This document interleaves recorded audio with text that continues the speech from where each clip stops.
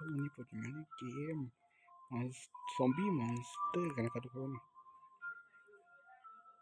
ผมเล่นติดด่านที่8โอ้ซอมบี้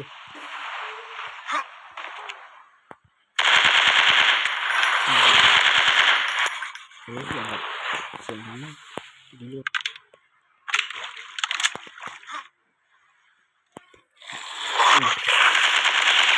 โอเคแล้วรถต้องปืนไม่โคตรเยอะ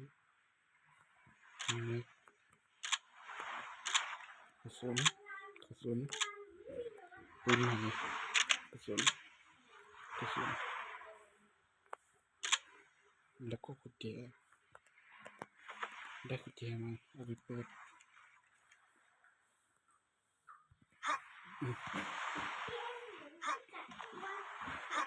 แล้วไปทำงาน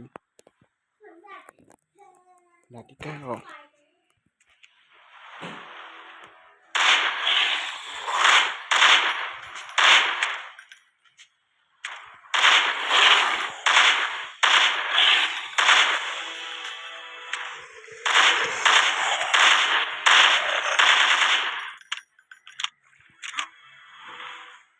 โอ้มาปุ๊บ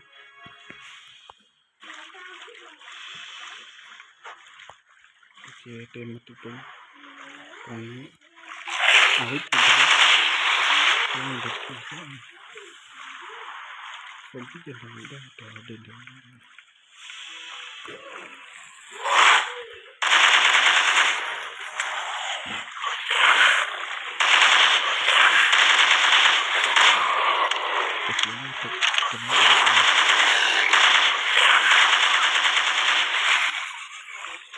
ดู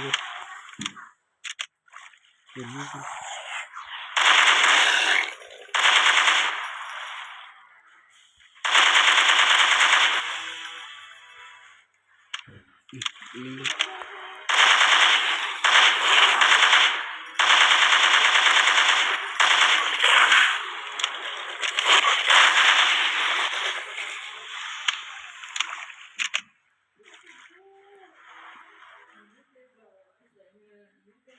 โอเคเพิ่มมา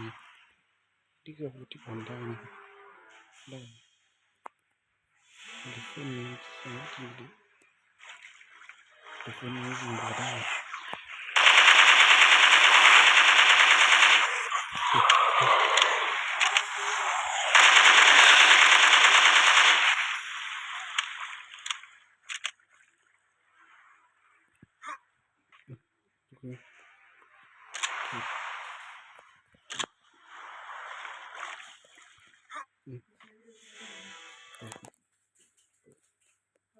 ด่านที่10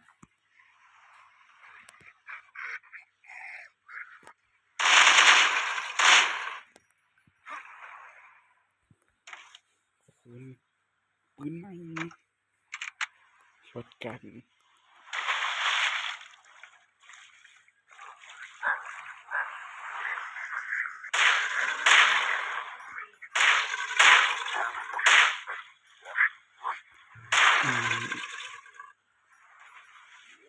โหลด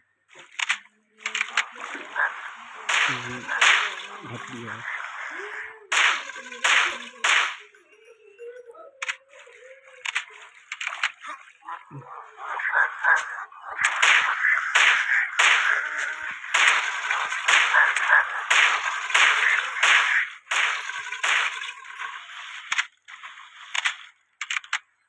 กระสุน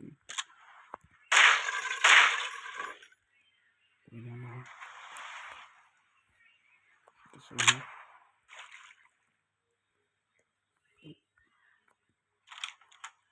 ระเบิดที่ระเบิดสักมันระเบิดไม่พอเลย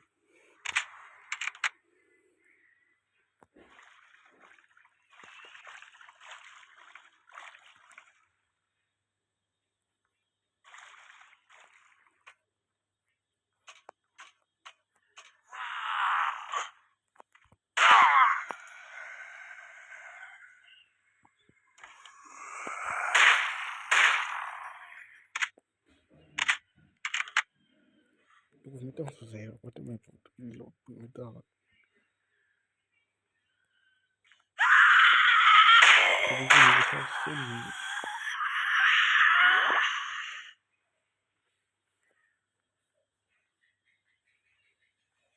ตัวนี้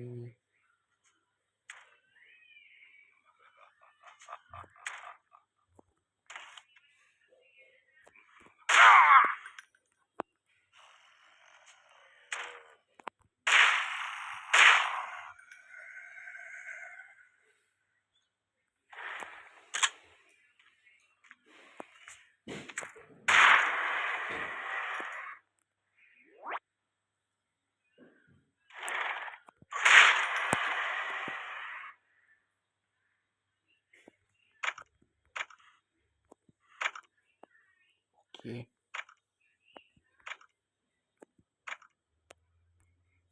ีโหลด